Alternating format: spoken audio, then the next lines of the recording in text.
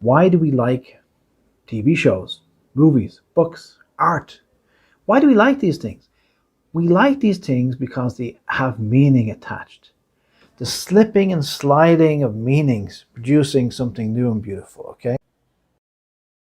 Instead of crushing them, don't come out, don't come out, you're working on them and you're expanding them. Now, do you feel sometimes that you're not really living?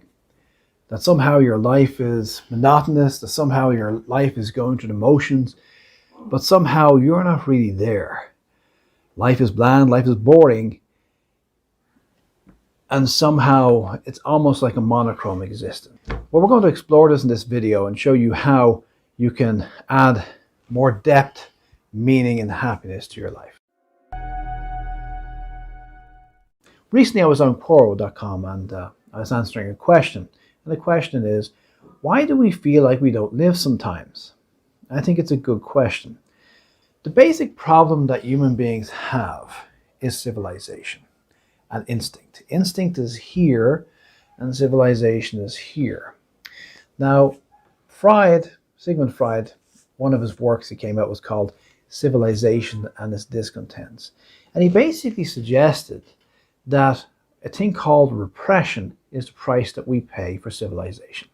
So what's really happening is somewhere along the way through evolution, we learned to repress ourselves. We learned to fit in with society. And namely what we're usually repressing, by and large, are strong emotions. Things like the sex drive and violence. They're the major two are sex drive and violence, but also things like saying inappropriate things, inappropriate activities. So we learn at an early age how to fit in, and we repress the instinct. So for example, somebody cuts you up in traffic, you want to go to your car and beat them, you don't do it. You see an attractive person walking down the street, you don't just walk over to them and make a pass. Well, some people do, but I suppose most people don't. So we learn to fit in through rules and regulations. Now, there's a price, you have to pay the piper. The price you have to pay the piper with repression is a dullness called monotony. Okay, so there's two aspects in life we have. So we have instinct and we have civilization, but also we have metonymy and we have metaphor.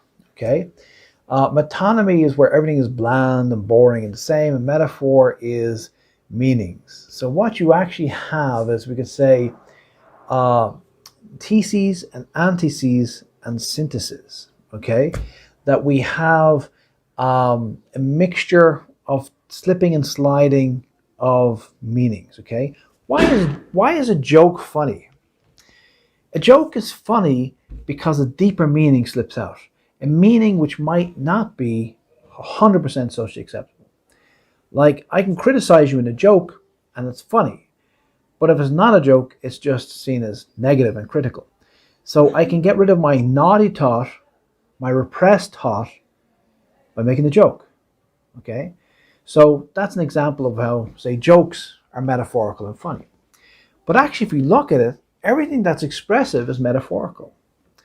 Why do we like TV shows, movies, books, art? Why do we like these things? We like these things because they have meaning attached. The slipping and sliding of meanings, producing something new and beautiful. Okay. The Lacanian psychoanalysts would call this off-bang, this theses, antitheses, mixing together and creating a synthesis, creating something new. And this is the creativity of human beings.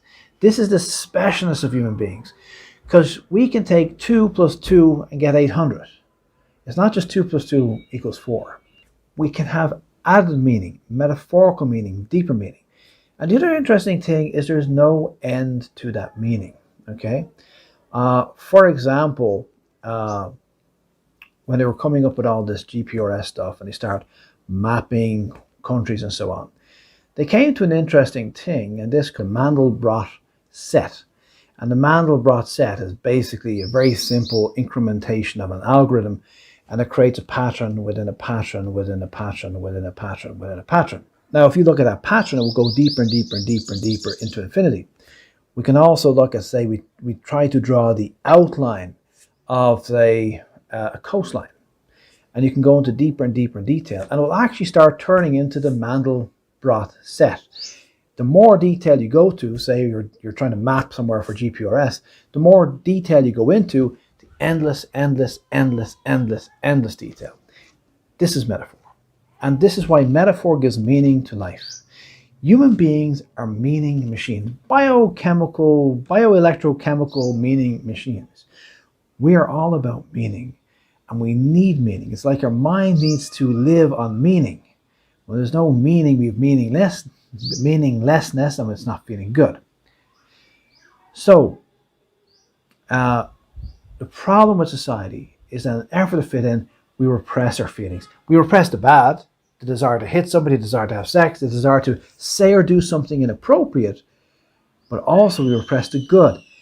The expressiveness, the self-expressiveness of who we are is also repressed, and that's bad. So the reason why you are not as expressive as you like to, why your life sometimes feels very dull and monochrome, is because you're not expressive enough. So what to do about it? Well, there's only two major ways. Well, there's kind of three ways, but the third way is not a good way. Things like burning witches, burning heretics, picking some subclass of people and abusing them. That's pretty releasing of energies, but that's the negative releasing, okay? Group violence, rioting, that will release a lot of creative energies, but it's the wrong release. Drugs and alcohol, of course. Anyone who takes a drink knows that you get a high initially. Why do you get a high when you take a drink? You get a high when you take a drink because you're releasing the repression. And that's why suddenly certain people become more physically attractive, and why you say sillier things. The people you're finding more attractive, alcohol, believe it or not, you actually find them attractive, you just don't realize you find them attractive. The silly things you say are true things. But also when we take too much alcohol, we go to a stage, we go up, and then we go down. And this is the problem with alcohol, the problem with drugs. They will get you to this greater place, but they'll also pull you down. So they're not a satisfying result will not be had in that direction. So there's only two really ways. So we have the destructive ways, of course, which is alcohol and drugs and group violence. But let's say the creative ways. And the creative ways are spirituality and art. Spirituality, so you see, you can repress the emotion and you can release the emotion, but also you can sublimate the emotion. And art and spirituality sublimate. You're turning lead into gold. You're taking raw, unbalanced thoughts and feelings, and instead of crushing them, don't come out, you're working on them and you're expanding them. Now, spirituality is wonderful but difficult because we're looking at transmogrification of the soul. That's a big word. It's very difficult to, even if you're a spiritual person, to really, so balance all the imbalanced thoughts and feelings that you come to a stage of total peace and harmony, total true renunciation, where it's not about running away from life, but renunciation whereby all are balanced and all is well. Okay, Julian of Norwich, famous saint, used to say, "All was well, all is well, and all will be well." So that's spirituality. But let's say that's a difficult path. What can you do if you're not so spiritual? The easier path is art, an artistic expression. Okay. Now, don't get hung up on these. We've all seen those talent shows where you have 5-year-old kids who can sing amazingly and dance amazingly, and these young people are. I think it's great that we have these shows. I think it's great we have these people. But what we're trying to do is use artistic expression to release emotions and balance imbalances and heal ourselves. It doesn't matter. Say you take up singing or dancing. It doesn't matter if you're terrible at dancing. It doesn't matter if you're terrible at singing. So I think a failing we often have is we're expecting super duper results. Don't worry about the external results. It's art for art's sake, okay? The other thing when I talk about artistic expression, it doesn't have to be art.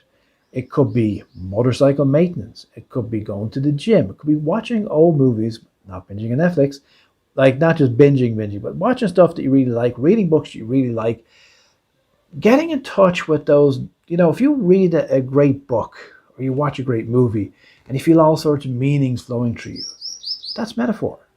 If you go to the gym and you take it to the next level and you feel great, that's metaphor. So it could be dancing, singing, it could be doing DIY. So when I say artistic expression is anything that helps you express yourself.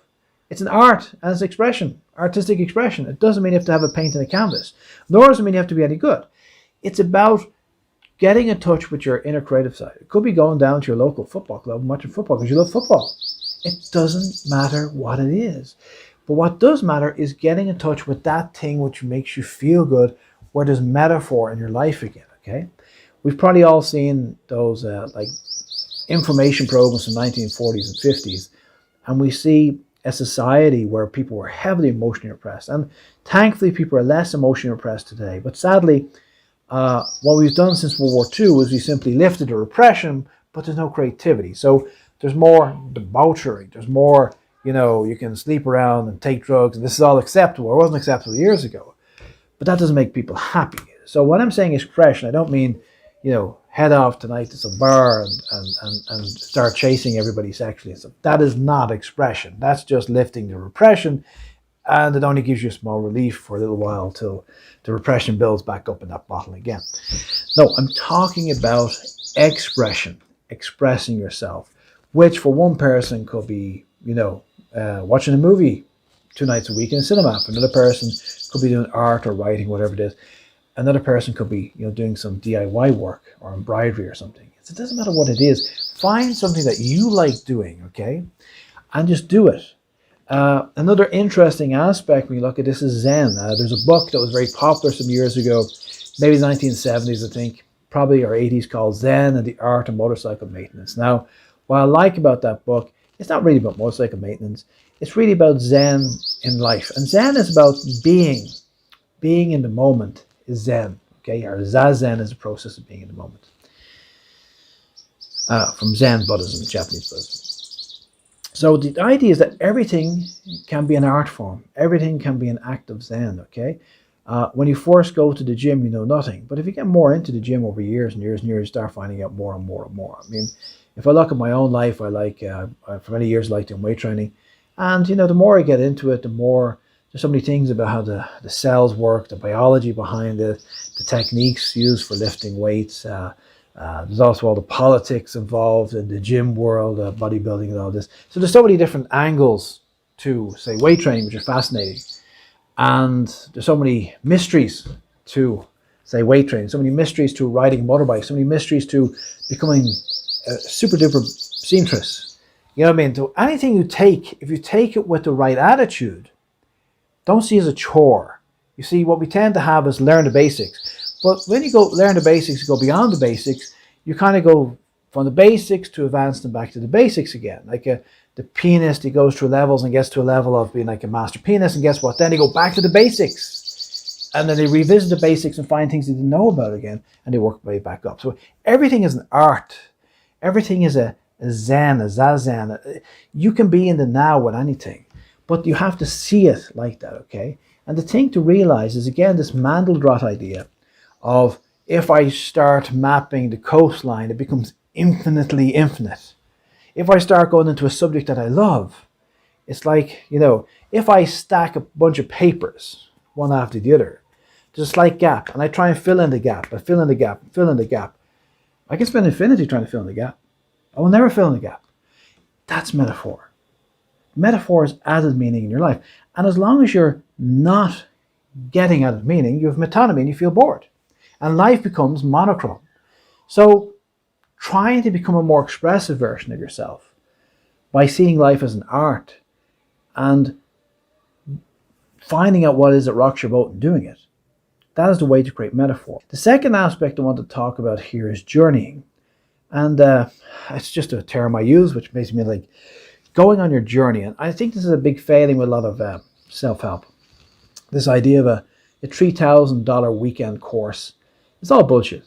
You see, you can't change in 2 or 3 days. Well, I suppose you could change, but by the end of the week, you're back again. I feel a lot of these courses are about you're going off to a beautiful location, usually, and hanging out with some nice people. And it's all a blast, and it feels like a high. But it doesn't matter how you felt. It's like a self-development holiday. How are you a week later, 6 weeks later, 6 months later, 6 years later? This is what we need. We need things that really help us change over time. And my personal feeling on this is that we need to go on a journey. We need a practice. So for me, for example, I do a thing called heartfulness meditation, www.heartfulness.org, and I find it really good. Other people are into yoga, some people into maybe philosophical reading or something, or different programs. But the thing is, it should be a daily practice, something you do every day, and you work on becoming better at it, and it becomes part of your practice or praxis of life. And on top of that, you can have some weekend workshops. So for example, when I got into all the self-development stuff initially, I signed up to a Gestalt, G-E-S-T-A-L-T, Gestalt group therapy course, which is an 80-hour course. It was 2 nights a week and the odd weekend here or there for a few months. And I found it very useful. It opened up, I didn't become an expert in Gestalt, but it opened up some windows of consciousness, some new ways of perceiving things, which is Gestalt is all about, that we're basically dulling down. We're not really here, we're dulling down. And it helped me gain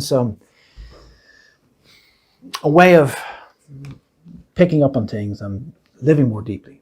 Okay. I also did some acting courses, and again, that will help me because I was very shy at the time. Later, we'll do counseling and psychotherapy and so on. So I did a lot of things. And so I basically believe a daily practice and some weekends here or there as a great way of doing something. You might say, hey, Dermot, I'm not into all this self-help stuff. Well, maybe you're into rock climbing, okay? Maybe you're into some kind of sport. Maybe you're into playing bridge or fly fishing. It doesn't matter. Do things that you like. And what you'll find is, you see, no human being knows everything. But we all have enough in our life. Enough is there for us to complete our journey. I do strongly believe that we're all having a journey here on this earth. And we have enough clues. Life in many ways is like a mystery hunt. You know those things you used to do in school where you hide something behind a door and something else is hidden in some building somewhere. You have to find all the clues, the mystery clue. Life is like that. It's this like mystery clue search thing where it's all there. All that you need to solve your equation is there. Not somebody else's equation. To solve your equation is there. And often what we do is we don't know we have certain abilities. We don't know we have certain traits. So we have to explore, try different exposures, and if it seems like bullshit, drop it. But if you try exposing to different things, you go to this exercise course, you do this art program, this is meditation program, etc. Some of it will stick. The stuff that resonates with you, you stick with the stuff that resonates with you. And also you might find that there's things that you dropped earlier in life you're very good at, or you really like doing. I'm more focused on like doing than good at, because it doesn't do good at. Some people are doing things that are great at something, but they hate it. And some people won't do something even though they love it because they're not good at it. So these are not good. You should do things you like. But maybe you've dropped something that you should be doing because it's good for you. This is journeying. Journeying is turning your life into a journey. This is more important than expressiveness, because although expressiveness is important, when we journey and things like diary writing and self-reflection and all this stuff, we start reflecting on the journey.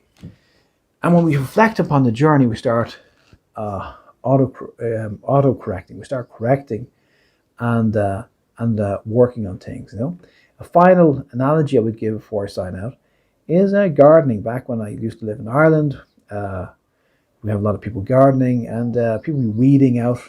You're doing weeding every day. But people don't weed their thoughts. They don't weed their negativity. But also, people don't plant. Okay, they don't plant seeds in their life, which will bear fruit. So when I'm saying planting seeds, I don't mean like growing a tomato tree in your backyard. I mean finding out things that maybe you like and putting a bit of time, sowing the seeds, and then eventually you'll yield the benefit of that thing that you put time into, that artistic activity, that sporting activity, something that you like doing. So we seem to get it on a physical level, but in society we tend to ignore these, the inner levels, okay? So If your life is not as meaningful as you want, it's a sign from yourself that you're bored, because human beings need to create. That doesn't mean we have to be a great artist, but we need to be creative. So you need to get in touch with your inner creativeness, maybe considering doing a bit of journeying, because that will feed the creativeness, because as the journey goes on, you needed different food. When you're a baby, you needed baby food. When you're a kid, you had kiddie food. When you're an adult, you have adult food. And by the same token, the things that rocked your boat at 18 mightn't rock your boat at 38. What rocked your boat at 38 mightn't rock your boat at 78. So it's going to change over time. And if you start journeying, write down your life story and reflect upon your experiences and so on, you might start picking up on, I really like that, I'll go back to that. And I didn't like this, and I'll drop that. And that will really, the self-reflective life, as Plato says, the life not reflected upon is not worth living. So the reflected life is a journeying, and the journeying will help you, okay? Now, it could be difficult, and there can be phases when it's difficult to find meaning.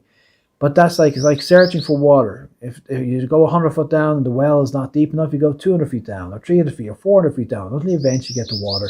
The water is the meaning and the metaphor.